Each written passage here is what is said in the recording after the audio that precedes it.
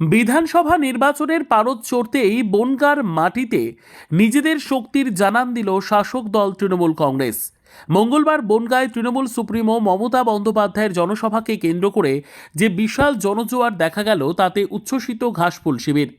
আর এই বিশাল লোকসমাগম ও বর্ণাঢ্য পদযাত্রার নেপথ্যে মাস্টার স্ট্রোক দিলেন বনগাঁর জনপ্রিয় শ্রমিক নেতা নারায়ণ ঘোষ। তারই নেতৃত্বে সকাল থেকে নীল সাদা বেলুন আর দলীয় পতাকায় সেজে উঠেছিল বনগাঁর রাজপথ। শ্রমিক থেকে ব্যবসায়ী সর্বস্তরের মানুষের স্বতঃস্ফূর্ত অংশগ্রহণ ছিল চোখে পড়ার মতো। বিশেষ করে মহিলাদের ভিড় প্রমাণ করেছে মমতা বন্দ্যোপাধ্যায়ের জনকল্যাণমুখী প্রকল্পের টান। এই পুরো জনসমাগম ও তার আয়োজনকে সুসংগঠিতভাবে নেতৃত্ব দিয়ে নীরবে সকলের নজর কেড়েছেন নারায়ণ ঘোষ।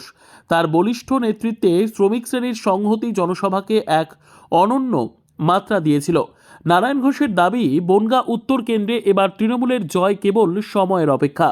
তার মতে, গত কয়েক বছরের উন্নয়ন এবং বিপদে আপদে মানুষের পাশে থাকার যে সংস্কৃতি তৃণমূল গড়ে তুলেছে, বনগাঁর মানুষ তারই প্রতিদান দেবেন ব্যালট বক্সে। আমাদের এই যে শ্রমিক খেটে খাওয়া মানুষ, তাদের পরে যে অত্যাচার যেটা হচ্ছে, মানুষ স্বতঃস্ফূর্তভাবে সেটা দেখছে। এর জবাব ভোটের ইয়েতে পেয়ে যাবে বিজেপি।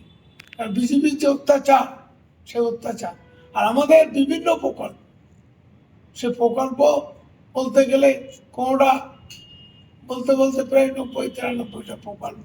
আর আমি একটা কাউন্সিলর, আমার ওয়ার্ডে একটা পরিবার 16,000 টাকা পায়।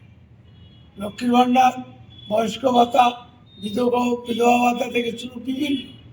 তা খালি ভোট বাক্স সময়ের অপেক্ষা। মমতা বন্দ্যোপাধ্যায় চতুর্থবারের জন্য ক্ষমতায় যে আসছে, সবাই জেনে গেছে। রাজনৈতিক বিশ্লেষকদের মতে, বনগাঁর মতো গুরুত্বপূর্ণ সীমান্তে নারায়ণ ঘোষের মতো জনসংযোগকারী নেতার সক্রিয়তা বিরোধী শিবিরে কপালে চিন্তার ভাঁজ আরও চওড়া করল। নারায়ণ ঘোষ স্পষ্ট করলেন কিভাবে তারা রণকৌশল সাজিয়েছেন। রাস্তায় হাজার হাজার লোক রাস্তায় বেরিয়ে গেছে। আমরা যখন র্যালি নিয়ে যাচ্ছিলাম, খালি ভোটের দিনটার অপেক্ষা। হ্যাবকভাবে এবার আমাদের বিশ্বজিৎ দাস মিনিমাম 50,000 করেছে কমপক্ষে। কারণ বিশ্বজিৎ দাসের আগেও দুবার বিধায়ক ছিল, তৃতীয়বারের জন্য বিশ্বজিৎ দাস উত্তরের বিধায়ক। খালি সময়ের অপেক্ষা। আমরা তো ভোট ঘোষণা সেদিন হলো, তার আগের থেকে আমরা এই পদক্ষেপ আমাদের চলছে, ডোর টু ডোর বাড়ি। এবং আমাদের 34টা স্টেট, প্রত্যেকটা স্টেটকে সেইভাবে একজন একজনকে বলছে, আরেকজন একজনকে বলছে। আমরা সেইভাবে খেটে খাওয়া মানুষ, মেহনতি মানুষ, তাদের পাশে সবসময় থাকি, সারাটা বছরই থাকি।